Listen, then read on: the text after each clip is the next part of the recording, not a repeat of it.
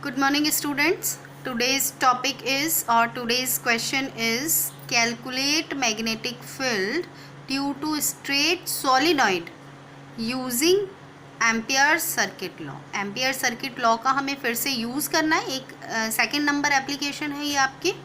हमें magnetic field find out करना है. किसके लिए? सॉलिनॉइड के लिए. और हमें किसका यूज़ करना है? एम्पियर सर्किट लॉ का यूज़ करना है. सबसे पहले मैं आपको बता दूं, सॉलिनॉइड मतलब means an insulated copper wire wound closely in the form of a helix. इसका मतलब है कि सॉलिनॉइड जो है वो किसी भी एक वायर, कॉपर वायर जो है उस हेलिक्स फॉर्म में वाउंड होती है, तो उस चीज़ को हम कहते हैं सॉलिनॉइड. यहाँ पर हमें मैग्नेटिक फील्ड फाइंड आउट करना है. तो हम देखिए, सबसे पहले कंसीडर करते हैं एक लॉन्ग सॉलिनॉइड को. हम यहाँ पे ये देखो सॉलिनॉइड कंसीडर कर रहे हैं. इंटरनल पार्ट है ये सॉलिनॉइड का.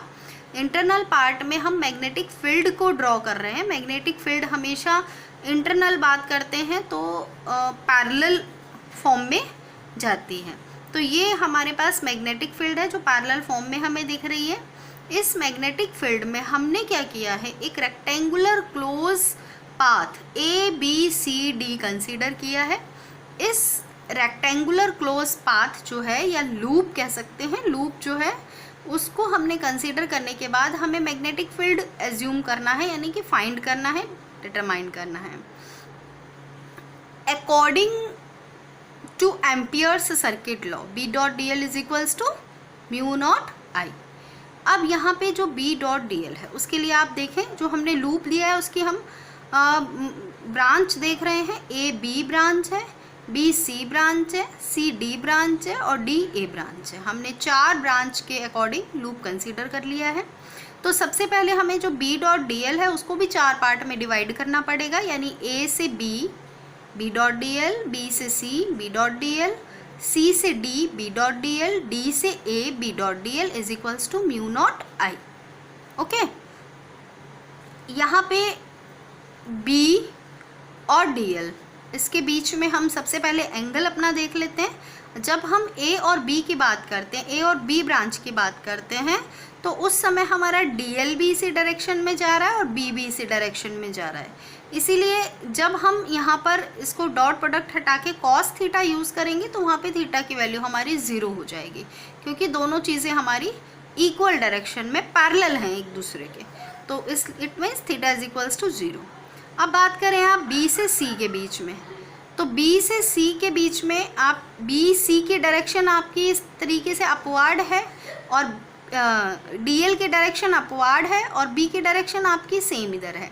तो B और ये BC डायरेक्शन और B डायरेक्शन हमारी मैग्नेटिक फील्ड की डायरेक्शन, ये दोनों डायरेक्शन आपस में परपेंडिकुलर है, यानी कि थीटा हम यहाँ पे क्या काउंट करेंगे, 90 डिग्री. ओके.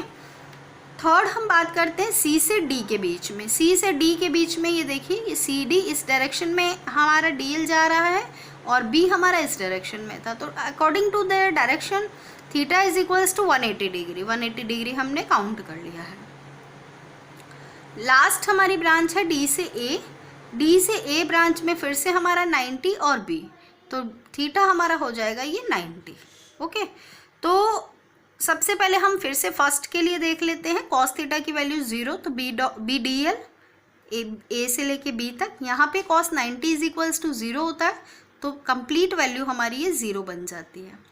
यहाँ पे C से D देखिए डायग्राम में, C से D क्योंकि हमारा ऐसा सेगमेंट हमने लिया है जो B से बाहर है, यानी कि यहाँ पर CD ब्रांच में मैग्नेटिक फील्ड नहीं है, मैग्नेटिक फील्ड B 0 है. तो जब हम इस B को यहाँ पे 0 करेंगे तो ये भी कंप्लीट ब्रांच को अपने 0 कर देगा. तो इट मीन सेकेंड टर्म भी हमारी 0 आ गई.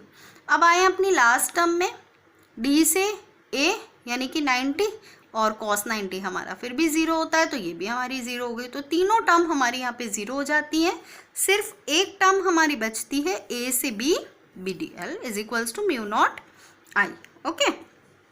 अब हम क्या करेंगे, यहाँ पे B को बाहर ले लिया हमने, DL is equals to mu naught I. DL जो है हमारा L है, तो B L is equals to mu naught N I. N हमारा यहाँ पे नंबर ऑफ टर्न्स है कि हम जब अपना सोलिनॉइड हमने बनाया है तो सोलिनॉइड पे हमारा नंबर ऑफ टर्न्स कितना है। ओके, तो ये एन हमने इसलिए यूज़ किया है कैपिटल एन। अगर हम टोटल करंट की बात करते हैं लूप के अंदर, ABCD लूप के अंदर कितना करंट आ रहा है, तो N small n into L और हमारी करंट, एक लूप की करंट के साथ हमने मल्टीप्लाई कर दिया एन इंटू एल को, तो हमारा ये टोटल करंट आ गई है। So B L is equals to, ये हमारी एन की वैल्यू है mu naught n L I. यहाँ पे आपका एल से एल कैंसिल आउट हो गया, तो बी की वैल्यू बच गई म्यू नॉट एन आई। ओके, ये आपकी मैग्नेटिक फील्ड है। Okay, thank you.